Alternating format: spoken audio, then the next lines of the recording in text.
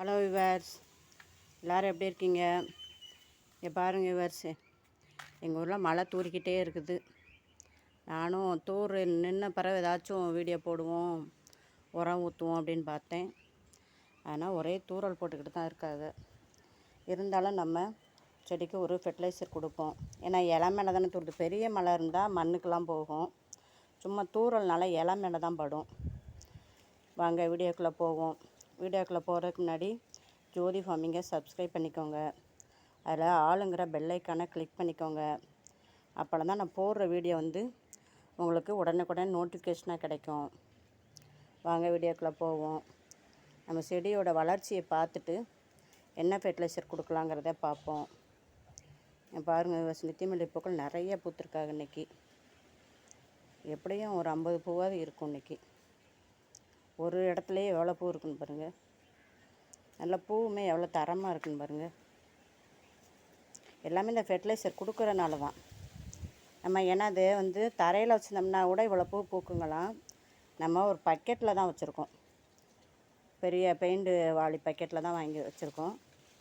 அங்கே இருக்கும்போது மாடியில் வச்சுருந்தோம், அவ்வளோவா பூக்கவே செய்யாது. இங்கேயுமே கீழே தான் இதில் தான் வச்சுருக்கேன். இருந்தாலும் இப்போ ஃபெர்டிலைசர் அடுத்தடுத்து கொடுக்குறேன். அங்கே தரையிலேருந்து வர செடி இருக்குமா, அதனால் நமக்கு எதுக்கு இது மெதுவாக பூக்கட்டும் அப்படின்ட்டு ரொம்ப கவனிக்கவே இல்லை.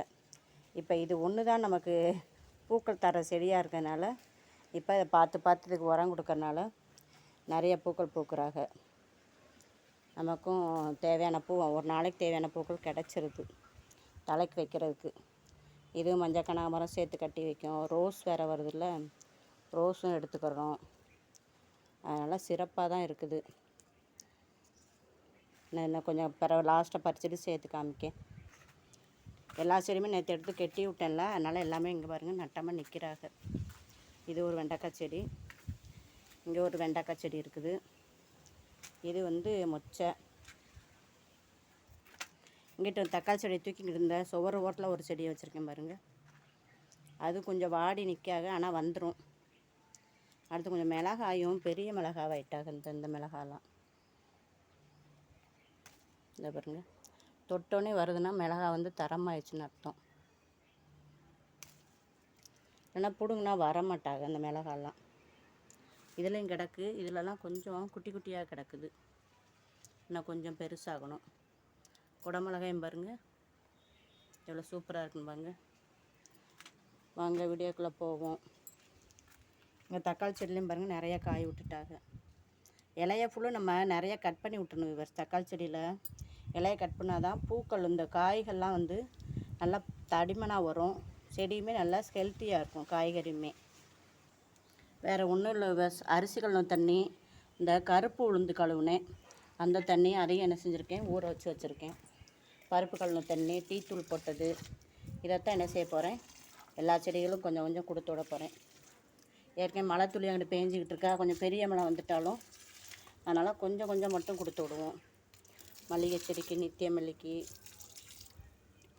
அஞ்சு மணி பூக்கு, வெத்தலை கொடிக்கு. இந்த இது நிறைய பெருசாக வந்துருச்சு பாருங்கள். அதை எடுத்து நேற்று எல்லாத்தையும் எடுத்துகிட்டு சின்னதாக மட்டும் நட்டேன். அடுத்தாப்பில் இதையும் எடுக்கணும். எடுத்துகிட்டு ஒரு தளிர் மட்டும் வைக்கணும். அப்படி வச்சது தான் நிறைய பக்கக்களை விட்டு வந்துட்டாங்க.